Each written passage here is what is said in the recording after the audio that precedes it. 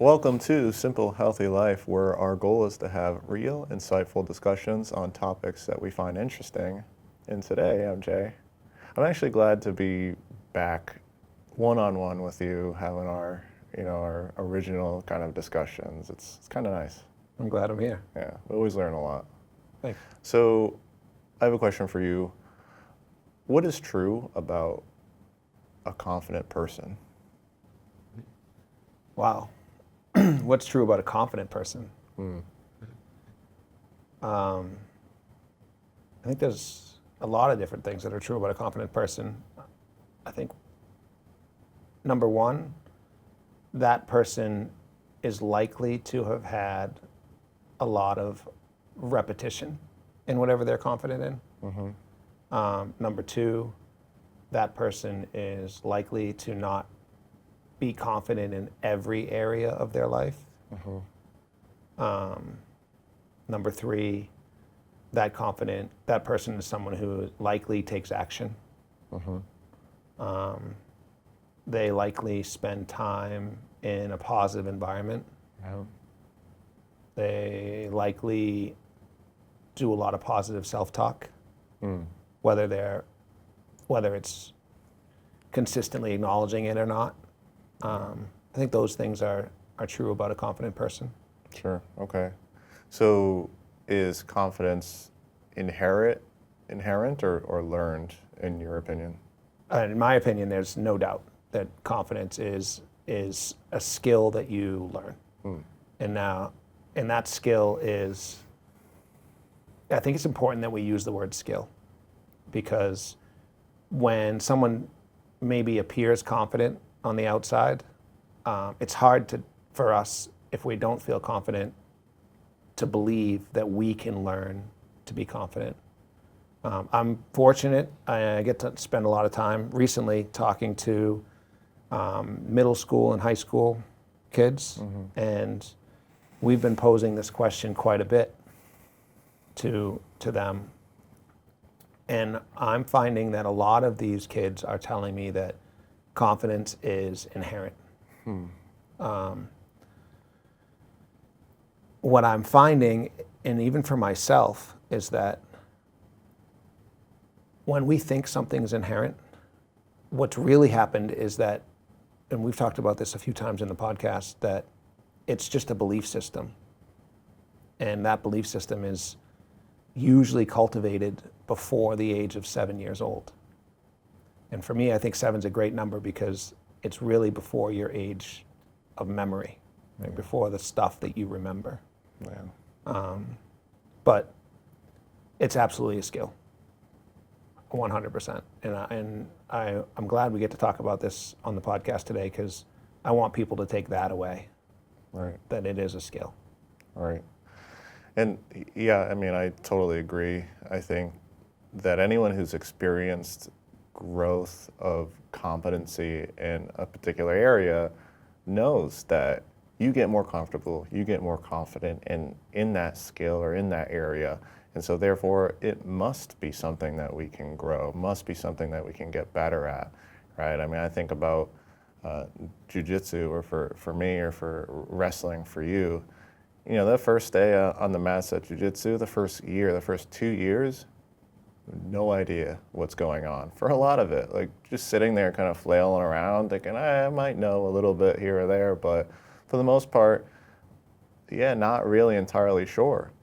And I've actually done the math on my estimated hours of jiu-jitsu, right? You want to hear it? Yeah, I can't wait. Okay. So I've been doing this about 8 years, and I train a lot. And per my calculations, which are super rough and probably not accurate at all, I would estimate that I've spent between 3,500 and 4,000 hours training or learning jiu-jitsu in some way, right? And it's taken just about that many hours to, one, be at brown belt level, but two, to feel relatively confident about how I go into a round, even in like a training round, right? And it also depends on, who I am around, who I'm training with, right? 99% of the people, I feel very confident about my skills. The 1%, yeah, probably not so. Or even the less than 1%, these people who've been training 10,000 hours, 15,000 hours, 20,000 hours, right? I can't imagine what that sense of confidence is like. But the point being that I didn't start there. It was only through repetition. It was only through getting on the mat. It was only through telling myself that, hey, I can handle this round or I can learn this skill, that I've started to develop a sense of, some sense of confidence in that area. Yeah, are you familiar with the book Bounce? Bounce? Actually, no. He talks about 10,000 hours is the For number. mastery. Yeah, for mastery, to master something. Yeah. And it's crazy to me to hear that you think you're only at 4,000. Right? I would have put you a lot higher. Me too. That's why. Yeah. I should do the math on my own wrestling, one day I will. Yeah. But yeah, definitely didn't start confident. In fact, I had no right being confident when I first started. Mm-hmm. And just sometimes in order to become confident in something, you have to go through this reluctance. And I think that's a big piece that holds people back, this feeling of reluctance. And if you don't have a good network to say, no, you got to try it again, or no, you really need to try that, or keep going, good boy, good work, good job, then you may never overcome that feeling of reluctance. And we can talk about that on every topic. And I think that's when you ask me what confident people have in common, it's just the skill of pushing through that reluctance to gain the action, the time spent in action, working on whatever it is you want to be confident in. And that reluctance is something that holds us back. It holds all of us back. It holds us back. Even the most confident people will tell you that they're reluctant to do X, Y, or Z. Kind of an extreme example, right? You just said you spent 4,000 hours doing jiu-jitsu. You feel pretty confident. If I was to drop you off in the middle of the woods tomorrow and say, survive, I don't know. I know I'm going to freeze to death eventually because I'm not confident. I'm not confident in that. But if you gave me, maybe a mentor for a little while, and then maybe a few reps, and then maybe we spend a night out there in the tent, and then I go camping with my friends for a weekend, and then I get a few more reps, and then maybe I do it by myself one night, I know I can do it, right? And I'm going to survive. Right. For me to believe that I could be dropped in the middle of the woods and survive fine is not confidence. That's arrogance. Right. Yeah. This is a great. I'm glad you brought that up because one of the things. So we talked about reluctance a little bit, but here's a second thing that I'd like to talk to you about. I don't want to say that it's exclusively a man or boy thing, but what about the forces in our society that are actively telling you that confidence or too much confidence is bad? Like, what do you think that's from? How does that work? We've all been up against it, right? We don't never want to appear arrogant or cocky is the word that people will use. Can you talk a little bit about that? Sure. Yeah, I mean, I think it reigns true the previous example. If I feel that the outcome of something, so the outcome of me going into the woods and coming out unscathed after being dropped off with nothing, if I think that's going to be good, then I'm probably a little arrogant. I'm ignorant to what it actually takes to survive. But for me to feel confident in that, I would have to have some understanding of how that works, of how survival works. I suppose I could feel generally confident in my ability to figure that out. And so I can have this general sense of self-confidence, and maybe that's a whole other category of confidence, knowing that I can, that I trust myself and being able to figure out how to get to the place of then surviving. Because I truly am confident in the fact that I could learn that, very inconfident in thinking that I can survive that situation right now. Give me 5 years, give me 4,000 hours, give me 10,000 hours. Yeah, no problem. But getting there is the challenge, right? That's the action. I need to put in the actions. I need to practice. I need to reassure myself that I could do it. But I think that's the difference between arrogance and confidence. Confidence is maybe trusting that you can sail the ship, and arrogance is maybe thinking that you're going to get to the place that you want to be at. Okay, I like that. So let's talk a little bit about the difference between confidence and self-confidence, right? So I think that while self-confidence and confidence sound a lot alike, I think that we're talking about being confident in a specific area of your life or a specific skill that you have built, or building the skill of self-confidence. And what does it take to build the skill of self-confidence? Knowing that, no, I'm not ready to go into the wild today, but if for some reason I absolutely had to, I have enough confidence in myself to say that I would find a way to be successful. Self-confidence, in my opinion, or at least as far as I understand it, self-confidence is the space between proving yourself and improving yourself. So, in other words, if you were to drop me off in the middle of the woods and test my survival skills, yeah, I know that as of right now, I know that I'm incapable of doing that. And for me to want to learn that, I don't really have to prove that to anyone. I don't have to prove myself in any particular way. So, you put me in a group of 10 survivalists, I might feel a little inconfident. I might feel a little out of place, but I have nothing to prove to them, right? They're good at their craft, and that's amazing. Good for them. But I have nothing to prove to them, right? Because I'm inconfident in the skill that they have. Just as I don't necessarily feel the need that I have to improve my survival skills, it is what it is. It's a skill that I have to develop and put time into if I want to be good at it.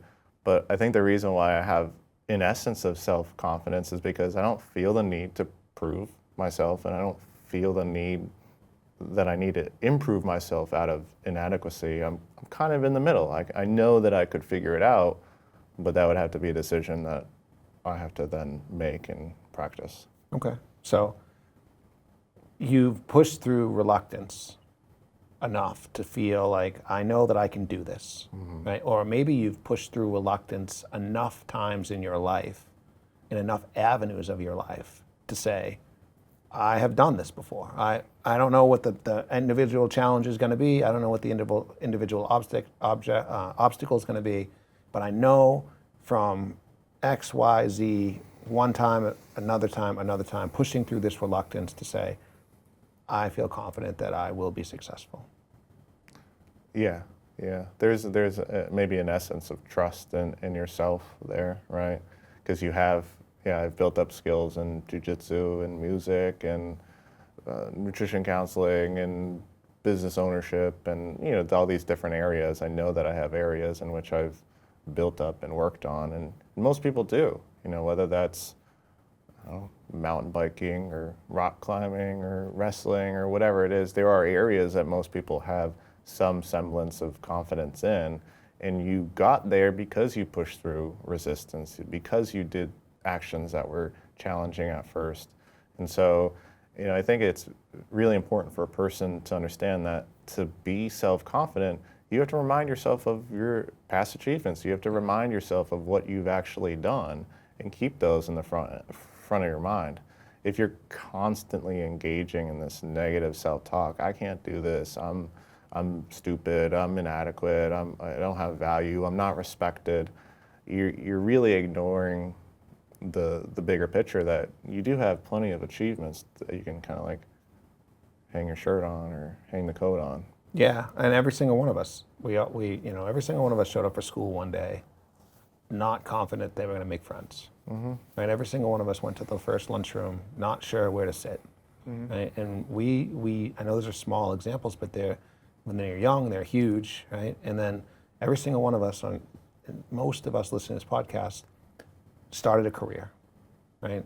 Day one, unlikely to be very confident in whatever you were trying to do. Mm-hmm. Now, hopefully, we're there. I have a funny example recently came up, and I was talking to one of my clients.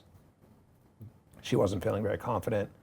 And I asked her, I said, give me something that you have built the skill of being confident in. And she thought about it for a while, and she said, motherhood. I was like, wow, I can't relate. But one of the things that I know about motherhood is, day one, they give you the baby and they go, okay, do you have your car seat? Mm-hmm. There you go. And I can only imagine that's got to be a scary thing, right? This thing that you now love, and you got to keep it alive. Yeah.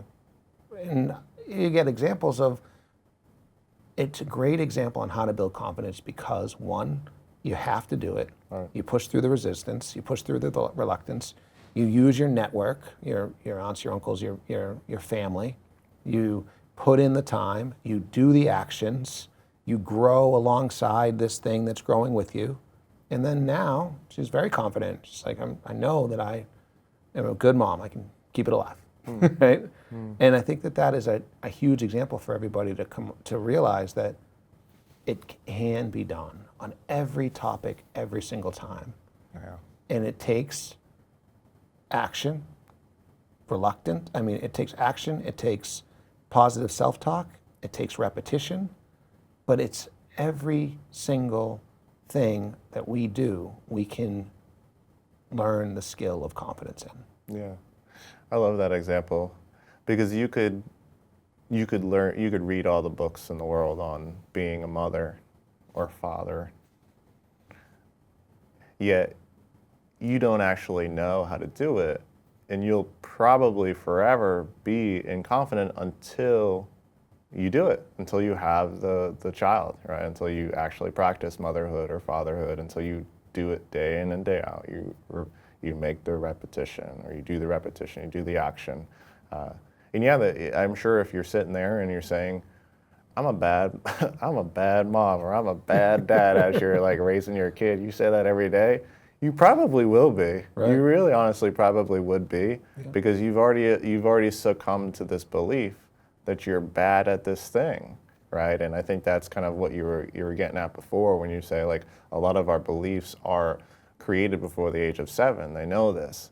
And so you have these beliefs of, from a young age going up and giving a presentation to the classroom, and you really bomb it, or you fail the presentation, or you fail to even speak any words at all. And so then you have this belief, I'm not a good public speaker, I'm not good at communicating, and then you carry those throughout the years. And it's very challenging because you're so young at that time. You're 7, you're 8, you're 9, you're 10, you're 11, you're 12. Those years, you don't have the mindfulness, you don't have the cognitive ability to really understand what is going on. Oh, I've formed a belief that isn't true. And then you go up until mid-20s, 30s for a lot of people before you actually start to reevaluate some of those past beliefs and say, wait, is that actually true that I'm just bad at communication, or I'm bad at math, or I'm bad at this? Or is it true that I'm just not good at it yet? Yeah. And I love that word too, like, yet. And so I find myself saying that a lot. I may not be good at this thing yet. And in fact, that's a lot of what we do here, right? We weren't the top #1 rated podcasters yet. but Yeah. we started, right? And we just had conversations because we liked it. And then now, almost every time I talk with someone in person who is familiar and is a friend or whatever, they bring up like, "Hey, how's the podcast doing? I was listening it to the other day, and it really helped me." Or people were reaching out like, "Hey, it really helped us to hear some of these discussions." And so I know that we're not where we need to be yet or where we want to be yet, but we're going to get there. And so part of that is confidence in action, just doing the thing, right? We could have, before even starting this, we could have listed out all of our fears. We're going to get judged, and people are not going to listen to what we have to say, and we're not valuable or respected. We could have listed that out, for Easily. years, but we didn't. We just started, and we're learning. Yeah, I think you hit on something that I haven't brought up yet, and it's that positive feedback, right? Mm-hmm. When we're pushing through this reluctance, and maybe we do it one time, and we get a little positive feedback, a little momentum, a little something, a spark. Then we do it again, we get a little spark.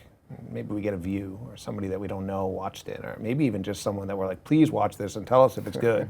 I did that. Yeah. And thankfully, we got some positive feedback, right? And when you're teaching the skill of confidence, and this is something that I want people to really remember, especially people that interact with younger people, that positive feedback can go miles. And maybe it's not the positive feedback that you're expecting, where you say like, "This is specifically how you can do better." It's more just, "I think that you're onto something. I think that you can do that again. I think that good for you for pushing through that resistance and doing it for the first time. Good for you for showing up for jiu-jitsu once." And that positive feedback, if you're not self-confident or you haven't built the skill of self-confidence to be able to give yourself that, right, to say, I'm good for me, right? Getting that from somebody else is huge. And so if you're somebody out there that has the ability to interact with people that maybe are trying something new, don't downplay that. Give that kudos. Go out of your way to give that kudos. Yeah. Because it's important. And if you are somebody out there that recognizes that confidence is a skill that you can build, and you recognize that even the most confident people that appear confident are not confident in every avenue of their life, feel free to go out of your way to give that positive feedback to somebody, because it could just be it could make all the difference in the world. Right. It could just be that difference between trying it once, trying it twice, or putting 10,000 hours into something. And that's what we want to surround ourselves with. Those are the people that we want to be around. Right. Yeah, speaking to the environment part, where it's important to be around people who are supportive. And if you're finding, "Ooh, I try this thing," and then friends berate me or give me shit or whatever they do, then probably not the best friend group to be around. It's actually very interesting that the whole feedback thing that you bring up, especially when it pertains to kids, because there's a study that I recall about, they give either ability praise or effort praise to these young group of children. And so how it works out is they separate kids into what they feel is like a growth mindset or a fixed mindset. And so kids who naturally display tendencies of knowing that these things are skills, knowing that confidence is a skill, knowing that intellect is a skill in which you can build, knowing that playing an instrument is not an inherent skill. So they separate those kids out, and then they separate kids out who maybe don't understand that yet. They think that they're either good or bad at math or whatever it is, so they separate them out. And what they find is that when they give ability praise to kids, such as, "Wow, you did great on that test. You must be very smart." When they give kids that kind of praise, they actually lower their IQ in subsequent tests. Really? Right. Because the kids believe that, ooh, I'm smart and I need to hold on to that now. And so I don't even want to test it again. I've already gotten my praise. I'm already smart. So if I take another test, that might prove that I'm not. Whereas they then give praise, effort-based praise. And what they find is that when they say, wow, you tried really hard on that test, good job, the kids in subsequent tests do much better. And so then they compare them and they find that the kids who received effort-based praise almost always try harder, they do much better on subsequent tests, they just continue to improve. Whereas the kids who receive the ability praise, you are so smart, they don't do the follow-up tests, they quit. They do poorly on tests that are more challenging than the control test if they don't give up. But even when they're given easier tests, they do worse. Wow. Isn't that interesting? That is super interesting. I think to that reluctance piece, to hear you say that they're reluctant to take the next test. It's like it's not a journey for them. They're like, oh, I'm smart. Mm-hmm. I better not prove that I'm not. Mm-hmm. I better not mess this one up. Mm-hmm. Whereas the kids that are like, all right, I put in the effort. All I have to do is keep putting in the effort, right, and I'll keep going. I can't help but think about myself being a younger person, and I didn't expect to talk about this today, but I will say it to the audience because I think it's impactful for a lot of people. When I was younger, I absolutely believed that being good at drama, singing, dancing, those are probably the big ones, right? I was pretty young, so maybe just those, was something you were naturally good at. Mm. And the irony is, I was in the gym every day trying to become a better athlete. But I just believed that if I put all the work in, I'd be a good athlete. Right. And maybe that was how I was taught, right? Maybe I was just, and not by any fault, Mom, if you're listening, but, right? But like maybe just, it's just whatever information I ran across that told me, hey, this guy put in the work, now he's a great athlete. You can do that too. Okay, cool, I'm gonna figure that out. I'm gonna get the repetitions in, I'm gonna take the actions, I'm gonna do all the things.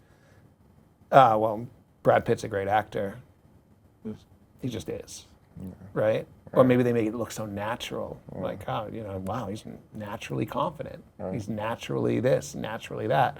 Cool, well, I'm not naturally this or that because I don't seem to have that, so I just won't go that direction. And now, to your point, maybe around mid-20s, late 20s, late 30s, late 30s, I go back and say, oh my God, what if I had just put the effort in? Right. What if I had just tried? What if I had pushed through that reluctance and learned I could just get a little better every time? What would I be interested in? What would I be into? Right. So it's interesting. I think there's probably a lot of people listening to this podcast with kids that might have some semblance of that. Right? They're self-confident enough to say, I can do these certain things, but there's areas of their life where they just go, and I'm not naturally good at this, so I'm not going to pursue it. All right. But let's face it, when we start, we don't walk, we don't talk, we poop our pants. Right? We got to learn how to become all of those things. I'm very confident I'm not going to poop my pants today. But thankfully, it's because I went through that, right? Yeah. And I think that's something that everybody can take away. And if there is an area of your life when you're sitting, thinking, listening to this podcast and saying, yeah, what about this one? Maybe analyze it. Maybe sit back and say, okay, is that a belief? Is that a belief system? Or is that just something I just haven't put the time into? And if you haven't put the time into it, why? What is the reluctance? What's the thing? What's the piece? Right? I am still not a good singer. Yet. I'm not a big fan of my own singing personally. So it's tough to put it's tough to go past that. But maybe if I was to say, hey, get a singing coach I could get myself up to a point where I don't mind listening to myself sing. Right? Exactly. And that's an area for me that's kind of deeply personal, I guess, but that's an example. And I think that everybody has an example like that. And maybe you think about them for a couple minutes and say to yourself, it's not inherent. I wasn't naturally bad at singing or naturally good at singing. I just stayed away from it because I thought it was something that was inherent. Yeah, I love that. Most people have limiting beliefs, and that could be part of the singing example. Most people will say, I'm just not a good singer, not recognizing that that is a skill. To learn how to sing is a skill. People aren't naturally born great singers. There are people born into families who are very musical and maybe are more inclined to then pick up that skill and learn it easier, which speaks to the environment example. The environment really is conducive to how we feel confidence. But most people have self-limiting beliefs in all sorts of areas. And to navigate through this life with those self-limiting beliefs and then to never challenge that is really truly a loss. And maybe that's what they mean by when people say self-confidence, they might say the presence of a lot of those limiting beliefs or the lack thereof. And so I think it's our job to understand that most things are skills that we just need to repeat and practice often. We need to assure ourselves that we're capable of figuring it out, even if it takes a lot of time, and that we need to surround ourselves with mentors or friends or family or whoever that help shape our growth in those areas. It's the context of your life that shapes how you learn, right? And one more piece to that is to understand that it's going to take getting out of your comfort zone. It's going to take that. There's as much as you want to make it as easy on yourself as possible by using those tools, you gotta jump. You gotta get out of your comfort zone. You gotta show up for jiu-jitsu day one. Yeah. You gotta do those things. Yeah. But it can be done. Yeah. It can be done in every avenue. I have a friend who shared a funny story with me. So he trains jiu-jitsu and he was training with he's a white belt, and he was training with this Brazilian black belt. And I mentioned he's Brazilian because I don't think he speaks much English at all. And so, they're training, and my friend's sharing the story of how, the black belt's really putting it on him.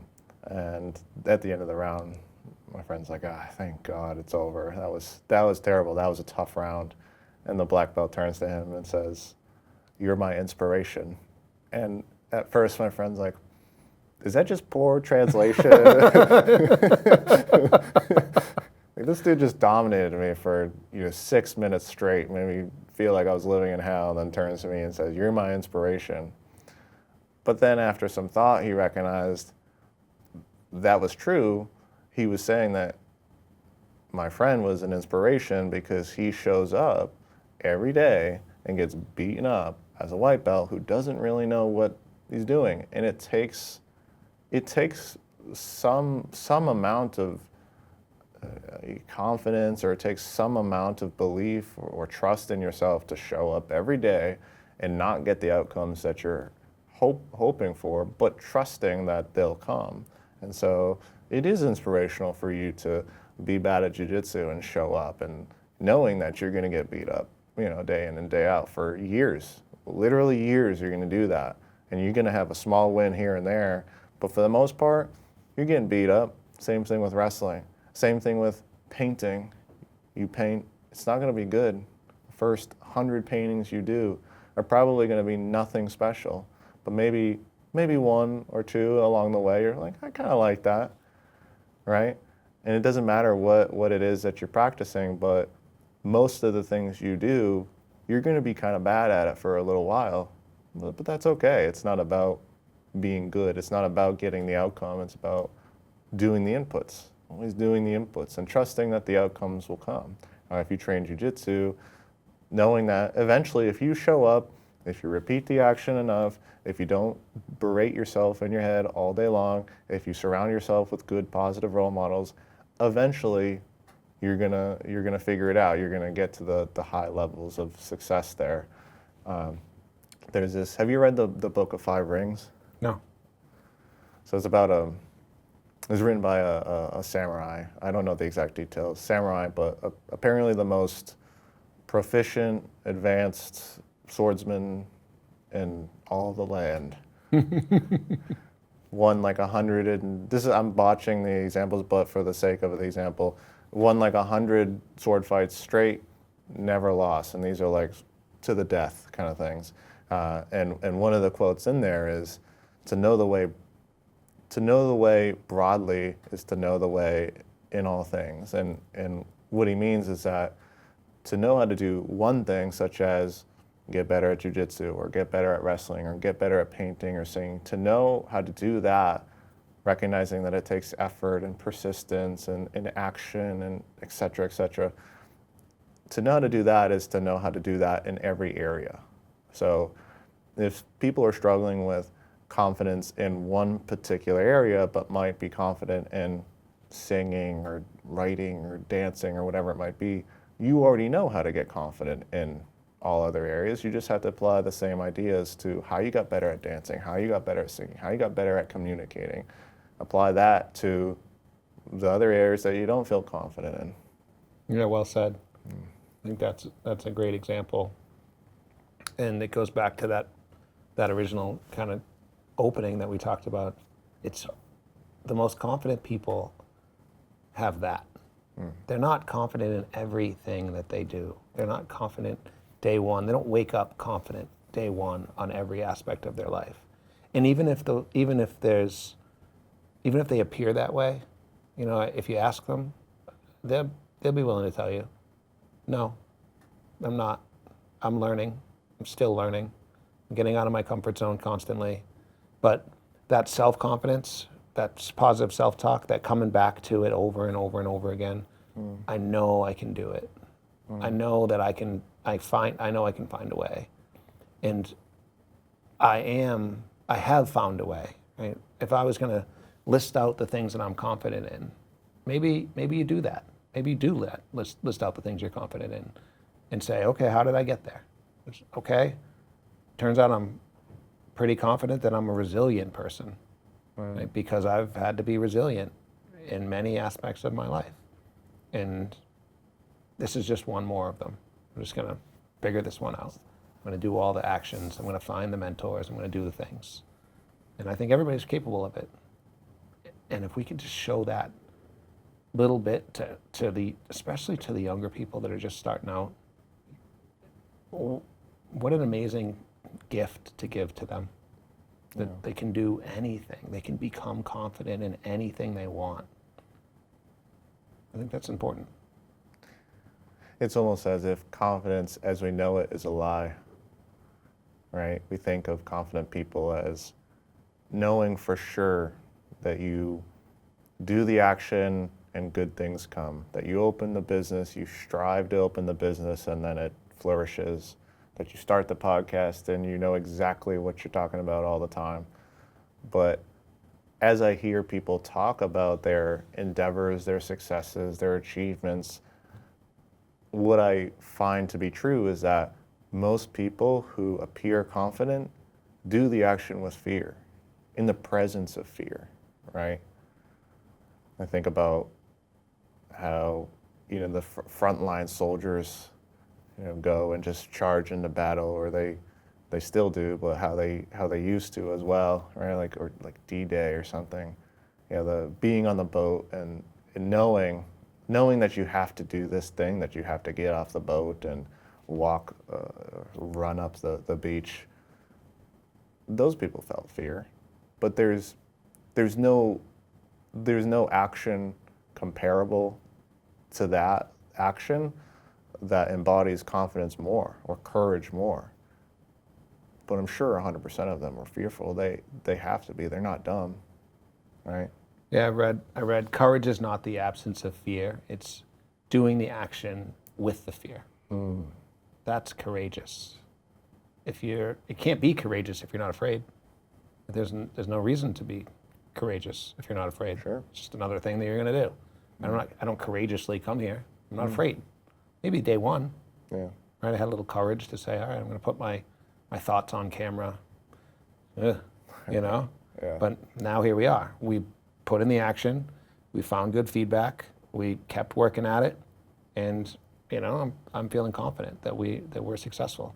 Yeah. And while we're not as successful as we will be in the future, yet, that's just because we haven't had enough hours yet. We haven't put enough time in yet. Right. How can you expect to be good at something if you don't practice it with some essence of failure? I have so many examples of parents or kids that say they won't even try. I know. I can't, nope, I'm not good at it, I won't try. And people that let that happen over and over and over again, nope, he's not good at it, he won't try. That's when you're really doing yourself a disservice. Right. And those people maybe never figure it out, or maybe they do figure it out. Maybe later on in life they have that epiphany. Right? Same thing with my public speaking. I knew I wasn't good at it. I was the kid that couldn't get a word out, right? Let alone speak in front of hundreds of people. I had trouble responding to the teacher in class. I wasn't going to raise my hand. I wasn't going to do any of that stuff because that was just not who I was. But luckily for me, I realized that was not an inherent thing, that I could learn the skill of speaking in front of people. And here we are. So any thoughts, any closing thoughts on confidence, or anything you want to leave the audience with? Sure. Yeah. So the actionable steps then maybe would be helpful. So to build confidence, we think that you need to do the action in the presence of fear with repetition. You need to cultivate nice, positive self-talk, at least talk that's not self-limiting and reinforcing self-limiting beliefs. You need to find your wins along the way, small successes, the good painting out of 100, the one that you can be proud of, or the one note that you sang right, or the one submission that you got in jiu-jitsu. And then you need to surround yourself with people who can support the endeavors, who can support pushing through the reluctance, who are not going to say, well, that sucked, so you should just not do that thing, right? So find a mentor, find some better friends if you don't have any good ones, and just be in the environment that supports growth. Does that sound about right? Well said. Yeah, I think you covered just about everything. I think that we can take that, everybody can take that statement there. When you're not feeling confident, ask yourself if you've done those things. And if you have, and you're still feeling reluctance, do it again. And that's it. That's the secret. That's the formula. Right. And share that formula with everybody that you can, because it's real and it works. And if you are still feeling reluctance, look at the areas of your life that you've used that formula, whether you're knowingly or just accidentally. And I think you'll find that confidence is a skill. Well said. So you can check all of our podcasts out on Spotify and other podcast platforms. Please give us some feedback. We'd love to hear about it. And then we'll catch you next time.